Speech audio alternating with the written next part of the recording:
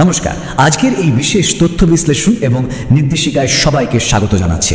আজ আমরা কথা বলবো একটা অত্যন্ত গুরুত্বপূর্ণ বিষয় নিয়ে।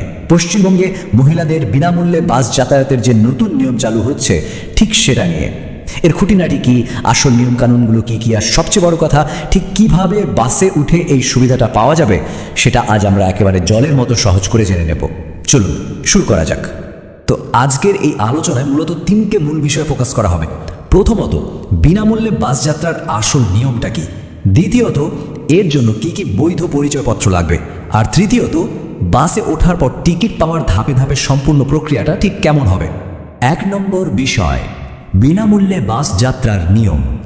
একেবারে নিরপেক্ষভাবে যদি ঘটনা প্রবাহের দিকে তাকানো যায়, তাহলে টাইমলাইনটা ঠিক এরকম। বিধানসভা নির্বাচনের ঠিক আগেই বিজেপি একটা প্রতিশ্রুতি দিয়েছিল যে মহিলারা বিনামূল্যে সরকারি বাসে যাতায়াত করতে পারবেন। তারপর নির্বাচনের পর শুভেন্দু অধিকারীর নেতৃত্বাধীন সরকার ক্ষমতায় এসে সেই প্রতিশ্রুতির বাস্তবায়ন করল। আর এই গোটা প্রক্রিয়ার চূড়ান্ত রূপ হিসেবেই আগামী 1 জুন থেকে এই নয়া বিধি পুরোপুরি কার্যকর হতে চলেছে। এখন স্বাভাবিকভাবেই প্রশ্ন জাগে, এই নিয়মটা ঠিক কোথায় কোথায় প্রযোজ্য হবে। উত্তরটা হলো 1 জুন থেকে গোটা রাজ্য জুড়েই কিন্তু এই সুবিধা পাওয়া যাবে। নির্দিষ্ট করে বললে এসবিএসটিসি বা South Bengal State Transport Corporation, NBSTC অর্থাৎ North Bengal State Transport Corporation এবং রাজ্যের সমস্ত দূরপাল্লার সরকারি বাসের ক্ষেত্রে এই নিয়মটা সরাসরি প্রযোজ্য হবে। এটা কিন্তু রোজকার যাতায়াতের ক্ষেত্রে একটা বিশাল ব্যাপার। এ বিষয়ে সংস্থার ম্যানেজিং ডিরেক্টর দীপঙ্কর পিল্লাইয়ের কথাটা একেবারে পরিষ্কার।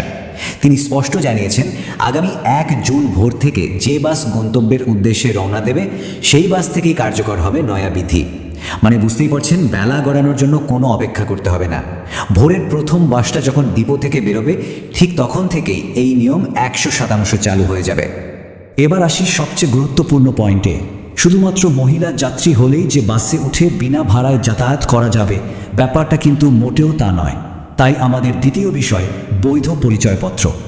বিনামূল্যে যাতায়াতের এই সুবিধাটা পেতে হলে একটা বাধ্যতামূলক নিয়ম সবাইকে মানতে হবে। যাত্রীদের প্রমাণ করতে হবে যে তারা সত্যি পশ্চিমবঙ্গের স্থায়ী বাসিন্দা। আর ঠিক এই কারণটার জন্যই সরকারি নির্দেশিকায় বলা 10টি নির্দিষ্ট নথির মধ্যে যে কোনো অন্তত একটি পরিচয়পত্র হিসাবে নিজের সাথে রাখা একেবারে আবশ্যিক।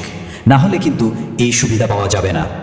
তাহলে কি কি সেই অনুমোদিত নথি, চলুন একটু দ্রুত দেখে নেই। তালিকায় প্রথমেই রয়েছে সবার পরিচিত আধার কার্ড, ভোটার কার্ড, আর না, রেশন কার্ড নয় কিন্তু প্যান কার্ড। এছাড়া job card, Ayushman Bharat card, driving licence এবং ভারতীয় পাসপোর্ট থাকলেও চলবে। এমনকি পেনশন ডকুমেন্ট, যে কোনো সার্ভিস আই কার্ড বা পাবলিক লিমিটেড কোম্পানির পরিচয়পত্র দেখালেও কিন্তু কাজ হবে। বুঝতেই পারছেন, তালিকাটা এতটাই বড় রাখা হয়েছে যাতে যে কোনো পেশা বা স্তরের মহিলারা খুব সহজেই তাদের কাছে থাকা প্রমাণপত্রটি ব্যবহার করতে পারেন। এবার চলুন দেখে নিই আসল কাজটা কিভাবে হবে। আমাদের 3 নম্বর এবং শেষ বিষয়, ধাপে ধাপে সম্পূর্ণ প্রক্রিয়া। বাসে ওঠার পর ঠিক কী ঘটবে সেটা একেবারে পরিষ্কার করে নেওয়া যাক। প্রথম ধাপে কন্ডাক্টর টিকিট দেওয়ার জন্য যাত্রীর কাছে আসবেন। দ্বিতীয় ধাপে সংশ্লিষ্ট মহিলা যাত্রীকে তার সাথে থাকা ওই 10টি নথির মধ্যে যে কোনো একটা কন্ডাক্টরকে দেখাতে হবে। এরপর তৃতীয় ধাপে কন্ডাক্টর সেই পরিচয়পত্রটি দেখে শুধু যাচাই করে নেবেন যে যাত্রী পশ্চিমবঙ্গের বাসিন্দা কিনা।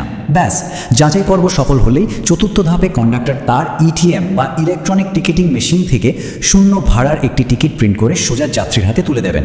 পুরো ব্যাপারটা একেবারে জলের মতো সহজ, তাই না?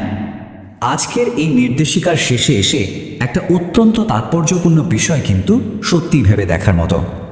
এই যে শূন্য ভাড়ার ইলেকট্রনিক টিকিটিং ব্যবস্থা চালু হতে চলেছে, এটা বাংলার মহিলাদের দৈনন্দিন যাতায়াত আর বৃহত্তর অর্থনৈতিক গতিশীলতাকে কিভাবে নতুন রূপ দেবে। প্রতিদিন যাতায়াতের এই খরচাটা বেঁচে গেলে সেটা বৃহত্তর অর্থনীতিতে এবং মহিলাদের ক্ষমতায়নের ঠিক কতটা প্রভাব ফেলবে, ব্যাপারটা কিন্তু সত্যিই বেশ কৌতূহলোদ্দীপক। এর উত্তর হয়তো ভবিষ্যতই দেবে। আজকের এই তথ্য বিশ্লেষণ আমরা এখানেই শেষ করছি। সবাই ভালো থাকবেন, ধন্যবাদ।